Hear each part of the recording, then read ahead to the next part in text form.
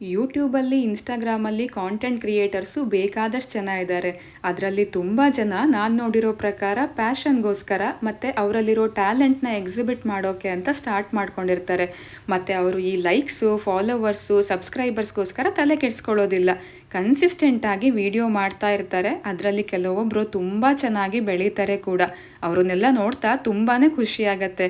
ಮತ್ತು ಇನ್ನು ಕೆಲವರು ಬೇಗ ಬೆಳಿಬೇಕು ಅಂತ ಆಸೆಯಲ್ಲಿ ಮೊದಲೇ ತುಂಬ ಇನ್ವೆಸ್ಟ್ ಮಾಡಿ ಚಾನಲ್ನ ಸ್ಟಾರ್ಟ್ ಮಾಡ್ಕೊಂಡಿರ್ತಾರೆ. ಕೆಲವೊಂದು ವೀಡಿಯೋಸ್ಗಳು ಮಿಲಿಯನ್ಸ್ ಗಟ್ಟಲೆ ವ್ಯೂಸ್ ಆಗಿದ್ರೂ ಫಾಲೋವರ್ಸು, ಸಬ್ಸ್ಕ್ರೈಬರ್ಸ್ ಇರಲ್ಲ ಅಂತ ಬೇಜಾರು ಮಾಡ್ಕೋತಿರ್ತಾರೆ. ಇವಾಗ ನನಗಾದರೂ ನಾನು ಅಂದ್ಕೊಳ್ಳೋದೇನಪ್ಪ ಅಂದರೆ, ಯಾರ ಜೊತೆಗೂ ನಮ್ಮನ್ನು ನಾವು ಕಂಪೇರ್ ಮಾಡ್ಕೋಬಾರ್ದು. ನಾವಿನ್ನೂ ಕಲಿತಿರ್ತೀವಿ. ಬೇಸಿಕ್ಕಾಗಿ ನಮ್ಮ ಕೈಯಲ್ಲಿ ಏನು ಮಾಡೋಕ್ಕಾಗುತ್ತೋ ಅದನ್ನು ಬೆಸ್ಟಾಗಿ ಇರೋ ಸಾಮಗ್ರಿಗಳನ್ನು ಬಳಸ್ಕೊಂಡು ಮಾಡಬೇಕು ಅಷ್ಟೇ. ಮತ್ತು ನಮ್ಮಲ್ಲಿ ಏನು ಸ್ಟ್ರೆಂತ್ ಇದೆ, ಯಾವುದ್ರ ಬಗ್ಗೆ ಜಾಸ್ತಿ ಜ್ಞಾನ ಇದೆ ಅನ್ನೋದನ್ನು ತಿಳ್ಕೊಂಡು ಅದ್ರ ಮೇಲೆ ಜಾಸ್ತಿ ಫೋಕಸ್ ಮಾಡಿ ವಿಡಿಯೋ ಮಾಡ್ಕೋಬೇಕು.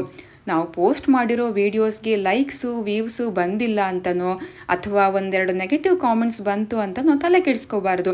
ನಿಮಗೆ ನಿಜವಾಗ್ಲೂ ಕಾಂಟೆಂಟ್ ಕ್ರಿಯೇಷನ್ನಲ್ಲಿ ಇಂಟ್ರೆಸ್ಟ್ ಇದ್ದರೆ ಅದರಲ್ಲಿ ಕನ್ಸಿಸ್ಟೆನ್ಸಿನ ಮೇಂಟೈನ್ ಮಾಡಿಕೊಂಡು ಮತ್ತು ಡೈಲಿ 1-2% ಅಷ್ಟು ವೀಡಿಯೋ ಕ್ವಾಲಿಟಿನ ಇಂಪ್ರೂವ್ ಮಾಡ್ಕೊಳ್ಳೋಕ್ಕೆ ಟ್ರೈ ಮಾಡ್ಕೋಬೇಕು. ನನ್ನ ವಿಷಯದಲ್ಲಿ ಹೇಗೆ ಅಂತ ಅಂದರೆ, ನನ್ನ ಅಪ್ಪ, ಅಮ್ಮ, ನನ್ನ ಗಂಡ, ತಂಗಿ ಎಲ್ಲರೂ ಅವ್ರವ್ರ ಕೆಲಸದಲ್ಲಿ ಯಾವಾಗಲೂ ಬ್ಯುಸಿ ಇರ್ತಾರೆ. ಅದು ತಪ್ಪು ಅಂತಲ್ಲ, ಅವ್ರು ದುಡಿತಾ ಇರೋದು ನಮಗೋಸ್ಕರನೇ. ಹಾಗಂತ ನಾನು ಫ್ರೀ ಆಗಿರ್ತೀನಿ ಅಂತಲೂ ಅಲ್ಲ. ನನ್ನ ಮಗಳನ್ನು ನೋಡಿಕೊಂಡು ಆದಷ್ಟು ಮನೆ ಕೆಲಸನೂ ಮಾಡ್ತೀನಿ.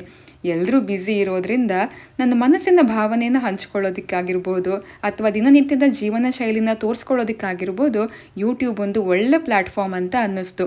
ವಿಡಿಯೋ ಅಪ್ಲೋಡ್ ಮಾಡಿದ ಮೇಲೆ ಒಂದಿಬ್ಬರಾದರೂ ನೋಡಿ ಒಳ್ಳೆ ಕಾಮೆಂಟ್ಸ್ ಕೊಡ್ತಾರಲ್ಲ ಅಂತ ಅದನ್ನು ಕಂಟಿನ್ಯೂ ಮಾಡ್ಕೊಂಡು ಹೋಗ್ತಾ ಇದ್ದೀನಿ. ನಿಮ್ಮನ್ನು ನೀವೇ ಮೋಟಿವೇಟ್ ಮಾಡ್ಕೊಳ್ಳೋದಕ್ಕೆ ನಿಮಗೆ ನೀವೇ ಯಾವಾಗಲೂ ಅಂದ್ಕೊಳ್ಳಿ, I am not behind, I am just at the beginning ಅಂತ ತಾಳ್ಮೆಯಿಂದ ಮುಂದುವರಿಸಿ.